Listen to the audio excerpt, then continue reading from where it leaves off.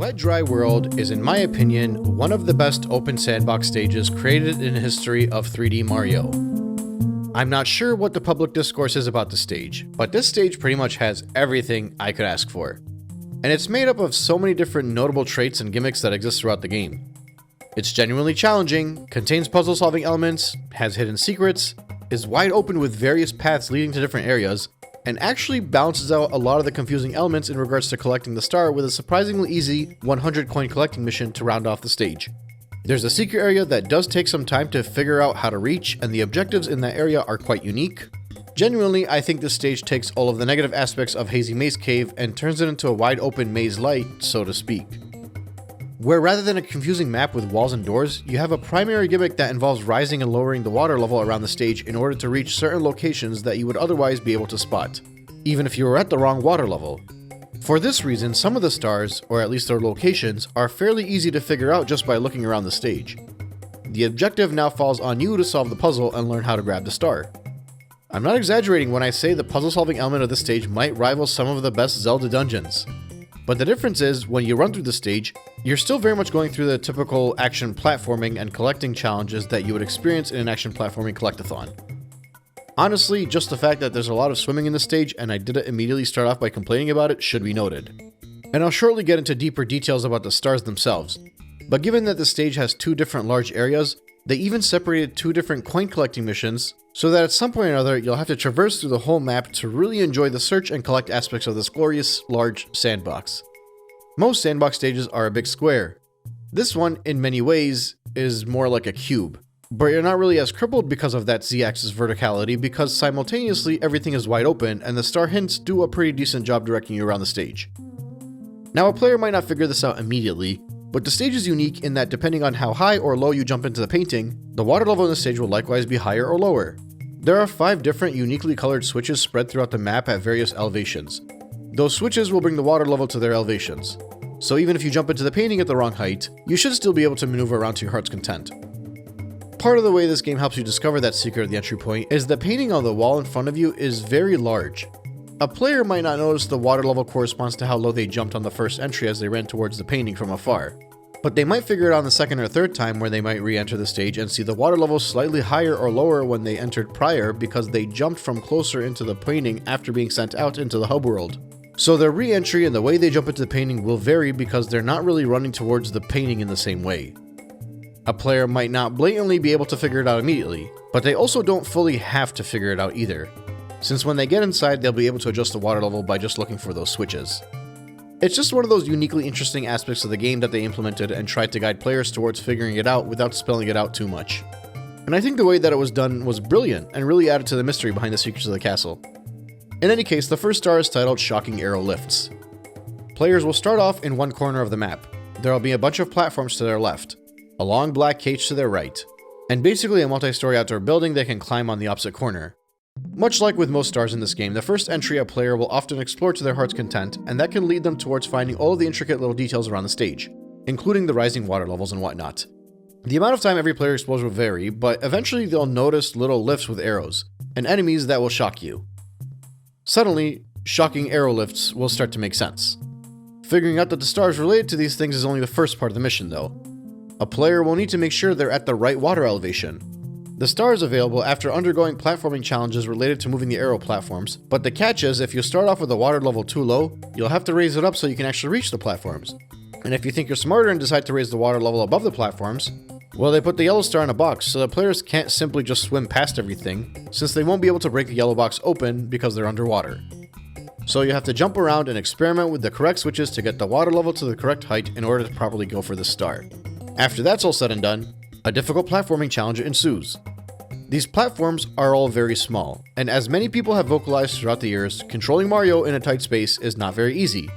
When people who like this game and say it controls very well say certain lines like, "I got used to it," or "I was able to master the controls," or "I figured it out so most players should be able to," stars like this are part of learning how to control Mario. It's been discussed to death, but Mario's turns aren't really all that instantaneous, in that when you turn he sort of lags or delays because momentum's carrying him in one direction, so it's not very snappy. The way around this is to have Mario stop to a full halt before changing directions, and this specifically applies to small platforms and sharp corners. which isn't the general norm of these games, but happens enough where a player will have figured this out. Players who play this game long enough will literally not understand what the big deal is because they figured that out when they were younger, but weren't able to quantify it or discuss it tangibly. They just knew that they had no issues and subconsciously were stopping Mario to turn. But they also had nothing else to compare it to because this was the first 3D Mario game they played. But now the discussion has been had plenty of times, and it's a good way for people to understand how to control Mario in these situations. It's actually similar to the discussion in Mega Man 1, where people would often say his controls were slippery, but players eventually figured out that they'd be able to avoid that slipperiness by quickly hopping at the end of the platform, since that would stop Mega Man in his place. It's just one of the natural ways longtime players will adapt to these controls that were very much experimental for the time. Regardless, this arrow challenge is not the first time you'll have to learn to control Mario in a tight space, but it's set up in a manner that you're basically going to have to figure it out if you want to fully succeed. Because the platforms are small, the turns are sharp, and the enemies around Mario will not allow you to casually tiptoe. You might have to actually jump or dodge. But you probably won't lose a life. The punishment will just be starting the challenge over and over again. Because even if you lose a bit of health, you'll fall into the water and immediately regain that health and start over. It's very much like a modern challenge in that aspect. Basically, a platforming section with unlimited lives and the ability to quickly repeat the challenge over and over again without having to run through an entire stage beforehand. So because players are able to get through the challenges multiple times with minimal delays, and because they'll have to figure out how to control Mario in a tight space to get through it, getting through this star is one of the best ways the game teaches you how to control Mario. Your muscle memory will start to subconsciously take what you did here and apply it to challenges throughout the game. Don't get me wrong, there are moments before that led you to this as well. After all, this is like the 11th stage now. But this test is much harder than any of the ones before it. And due to how some of these stages up ahead are, the first star in Wet Dry Land becomes one of the most critical challenges for a player to overcome as they prepare themselves for the end game. And yeah, that's just star number 1. Star number 2 is titled Top of the Town. By the time you start the second star, you might already have figured out a good chunk of the map and learned that there was a water gimmick. But you still might not know that the water level changed because of how high you jumped into the painting. Heck, you might have jumped at the same height and nothing would have changed at all. But if the water did change, a player might just think it changed because this is the second star. I highlight this because as you get better in the game, you can make the star easier by simply jumping higher into the painting. Otherwise, assuming you start around the average or below average height, you'll have to figure out how to make your way up to the corner of the building since the star is at the very top of all of this. Again, this whole experience will vary depending on how high the water is when you start, and how high you decide to make it before climbing up. You might just be going up a ramp, pushing some blocks, letting a robot flick you upwards. Whatever the traversal requires, you'll have to find a way to make it to the top of the map. Once you're up there, you'll have to dodge an enemy that'll chuck you all the way down, and force you to start over again. If you can make it past that enemy, all that's remaining is along a narrow bridge, and 2 fairly risky jumps later, you'll have the Power Star. But again, with every fall is a restart of the challenge. The name of the star makes it fairly easy to figure out where the Power Star is, but getting up there could be a tricky challenge. Keep in mind, a player might have even prepared the cannon for the first star and tried to use that to blast themselves upwards. There are just many different and dynamic ways to put your platforming and puzzle solving skills to the test, and it makes me love this stage all the more because of it. The third star is titled Secrets in the Shallows in the Sky. This one will put you to the test. There are 5 unique secrets around the map that a player is meant to figure out, and they range from painfully obvious to well hidden. The hardest part will be to figure out exactly what it is you're looking for. So this will be the star that you do the most searching for to figure out the intricate details about the stage. At some point during exploration, you'll either notice some movable blocks that you can push, or you'll see some interestingly placed yellow blocks throughout. Regardless of what you find first, it'll cause one of those unique noises in the number 1 to appear on screen, indicating that there's a counter and you're meant to find more. This, in and of itself, is already a typical challenge that we'll see in this game, generally with the red coin star. But with the way this is set up, you'll have to manipulate the environment via the switches to grab these secrets, in that the water level has to be low enough to be able to interact with these blocks, or high enough to help you reach the various locales.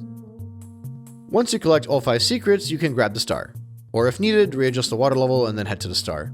Either way, each of these secrets alone will provide their own unique challenge in order to collect, and it makes for a fun scavenger hunt and stands out in a collectathon full of scavenger hunts.